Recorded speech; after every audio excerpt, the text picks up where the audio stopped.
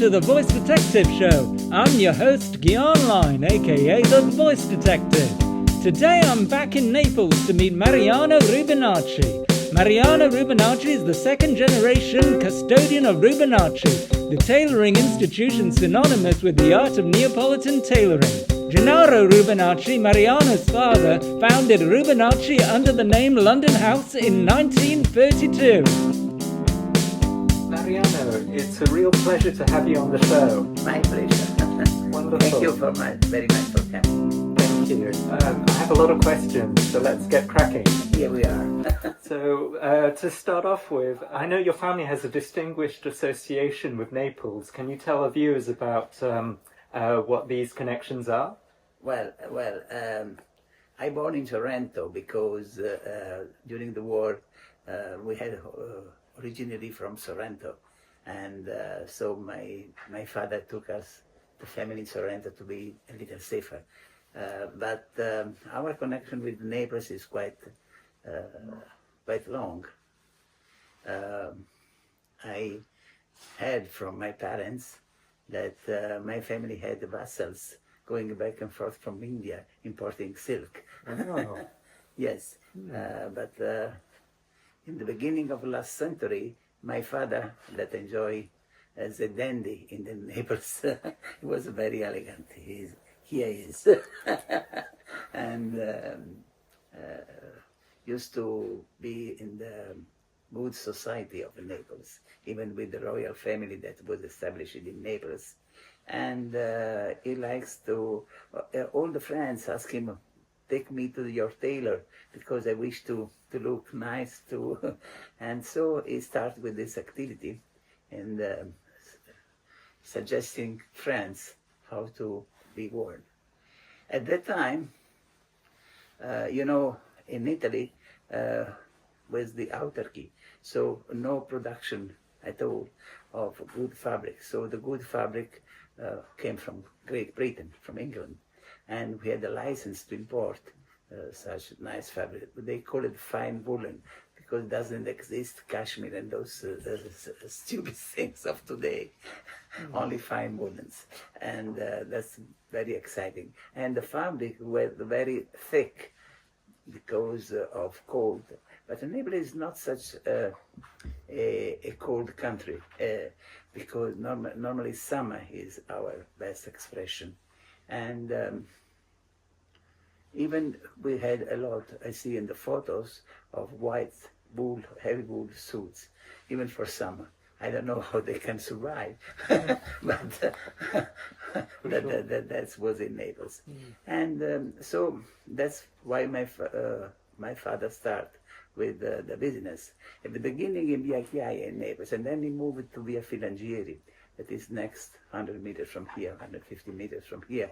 That was considered almost country at the time.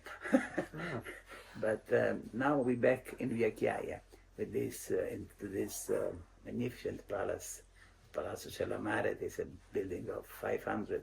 Even Caravaggio lives in there. Oh. Yes, and so we are very proud to be there. What are the hallmarks of the Neapolitan style of suit, and is there a difference between the formal wear version of the Neapolitan style and the casual wear version?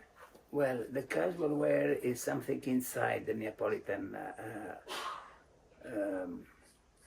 men's suit.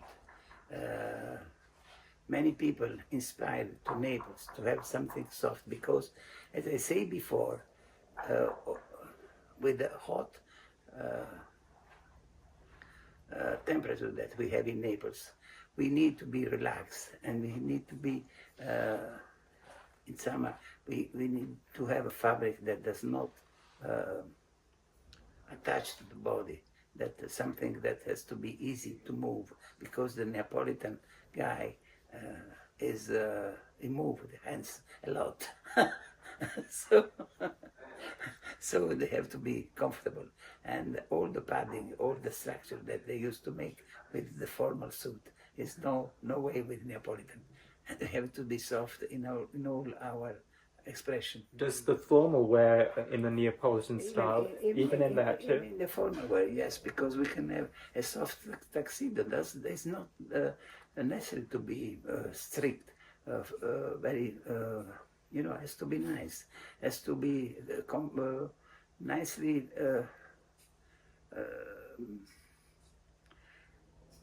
nicely put on the body of the customer. That's very important. The fabric has to put gently on the body, not with no construction at all. Mm. That is a philosophy, and so this you can express in all the way, from the jacket to the shirt to the tie to to all the things that makes the menswear. We try to make a perfect imperfection.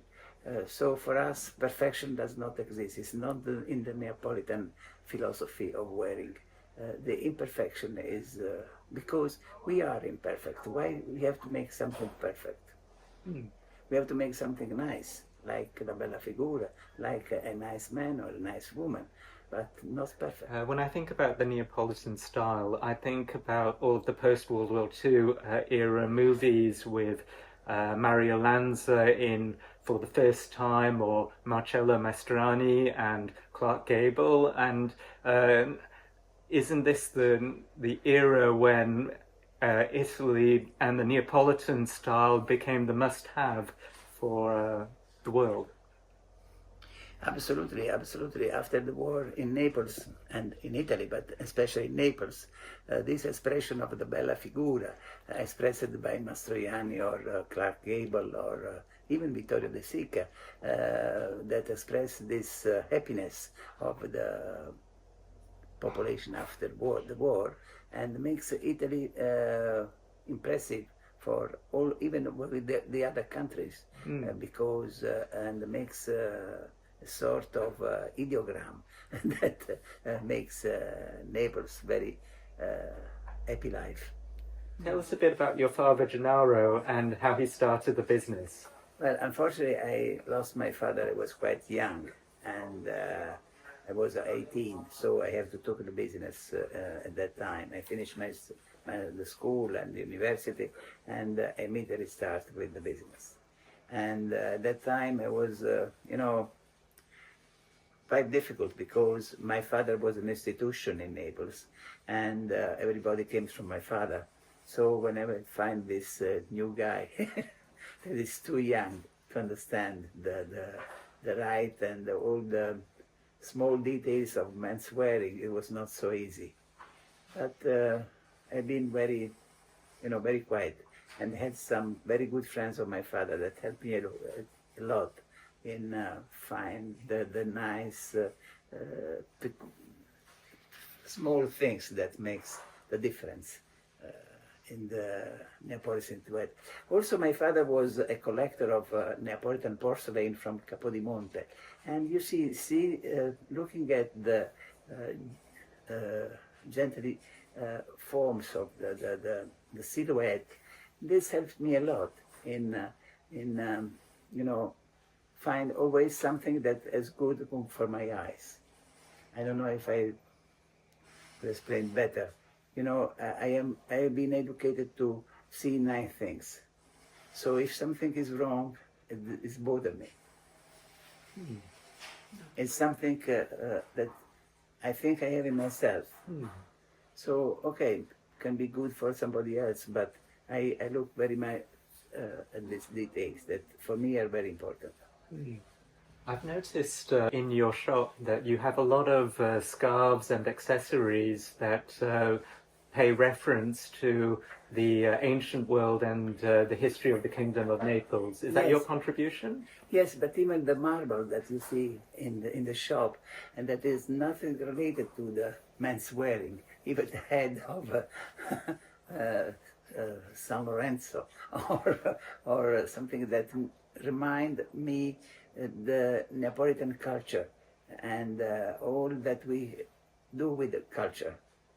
That is very important, and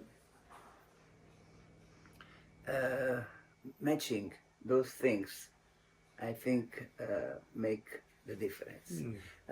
I also, when I make the scarf or something, I always remind the neighbors, because our roots are here, and we wish to express and to show what we like, and present in the best way for us, of course. So when you outfitted Luciano Pavarotti, were there any particular observations that you took note of?